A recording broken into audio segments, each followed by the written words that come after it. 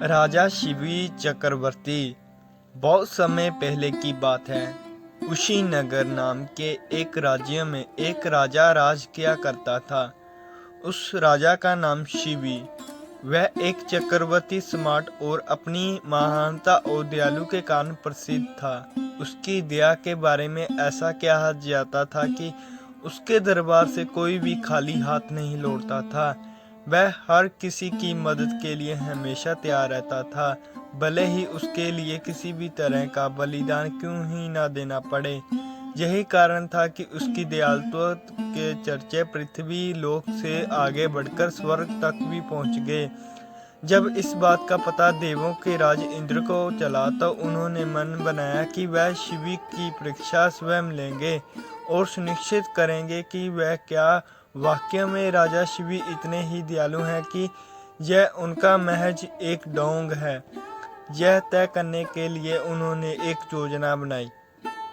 उन्होंने अग्निदेव को अपने साथ योजना में शामिल होने का निवेदन किया।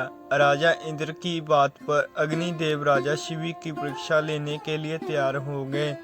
फिर क्या था, राजा इंद्र ने एक बाज का रूप धारण किया और अग्निदेव ने एक कबूतर का। दोनों राजा शिवी के दरबार की ओर चल गए। अग्निदेव कबूतर के रूप में आ गए और इंद्र बाज के रूप में। इस प्रकार उन्होंने पीछे चले कि मानो एक बाज कबूतर का शिकार कर के लिए उसके पीछे उड़ रहा हो। थोड़ी ही देर में अग्निदेव कबूतर के रूप में राजा शिवी के दरबार में पहुंचे और शिवी की जांघ पर बैठ गए। उन्होंने राजा से कहा, एक बाज उनका शिकार करने के लिए पीछे आ रहा है, वह उनकी जान बचा ले। कबूतर की यह बात सुनकर राजा ने कहा, बिल्कुल भी चिंता ना करो, मेरे होते हुए वह बाज तुम्हारा कुछ भी नहीं बिगाड़ पाएगा। मैं तुम्हारी रक्षा करने का वचन देता हूँ। राजा का वचन देते ही बाज के रूप में इंद्रदेव भी शिवी के दरबार में पहुंच गए। उन्होंने राजा शिवी से कहा कि कबूतर मेरा शिकार है, मैं उसे मारकर अपने और अपने बच्चों की भूख मिटाऊंगा। बाज की बात पर राजा ने कहा, मैंने इस कबूतर को वचन दिया है कि मैं इसके प्राणों की रक्षा करूंगा, इसीलिए मैं इसे तुम्हें नहीं दे सकता। राजा की यह बात सुनकर बाज बोला, अगर आप इसे मुझे नहीं दोगे तो मैं और मेरे बच्चे भोजन का अभाव में भूखे रह जाएंगे, इसीलिए इसे तो मैं आपको देना ही होगा। बाज की यह बात सुनकर राजा शिवी थोड़ी देर में सोच में पड़ गए। यह बात सुनकर राजा शिवी और कबूतर कुछ देर बाद विचार करने के बाद राजा शिवी ने बाज से कहा, अगर मैं तुम्हें इस कबूतर की वजन के बराबर मांस दे दूं तो तुम्हारे और तुम्हारे बच्चों की भूख मिट जाएगी। ऐसे में इस कबूतर के प्राण भी बच जाएंगे और मेरा वचन भी बना रहेगा। राजा की इस बात पर बाज के रूप में आए इंद्रदेव राजी हो गए, लेकिन उन्होंने राजा के सामने एक शर्त रख दी। बाज ने कहा, महाराज मैं तैयार हूँ, लेकिन आप कबूतर के वजन का मांस अपने शरीर से देना होगा। बाज की यह बात सुनकर राजा ने सोचा कि कबूतर का वजन कितना होगा।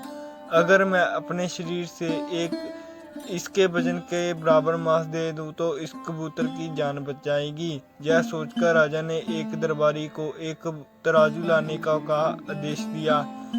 दरबार में तराजू लाया गया।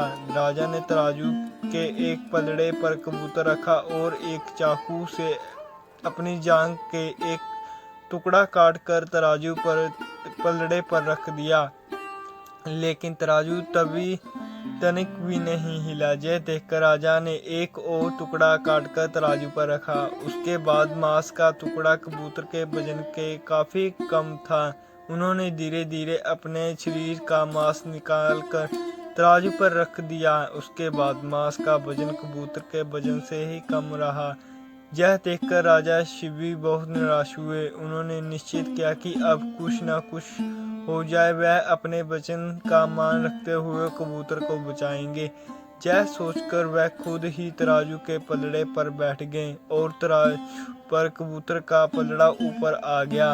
राजा ने बाज से कहा, तुम मेरे पूरे शरीर का मांस ले लो और कबूतर को छोड़ दो। यह सुनकर इंद्रदेव का राजा पर दया आ गई। इंद्र और अग्नि अपने असली रूप में आ गए और कहा, राजा शिवी, हम आपकी परीक्षा लेने आए थे और आप इस परीक्षा में सफल रहे हैं।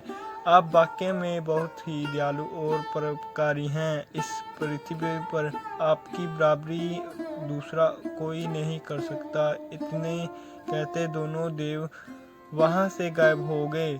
शिवी चक्रवर्ती की कहानी से सीख मिलती है। शिवी चक्रवर्ती की कहानी से हमें यह शिक्षा मिलती है कि इंसान को कभी भी किसी हाल पर दया और प्रकार का साथ नहीं छोड़ना चाहिए, क्योंकि जिसमें दया और परोपकार वास करता है, भगवान सदैव उसकी मदद के लिए तैयार रहते हैं। धन्यवाद। आपको हमारी ये कहानी कैसी लगी? कृपया करके हमारे कमेंट सेक्शन में ज़रूर बताएं और वीडियो को लाइक करना मत भूलें।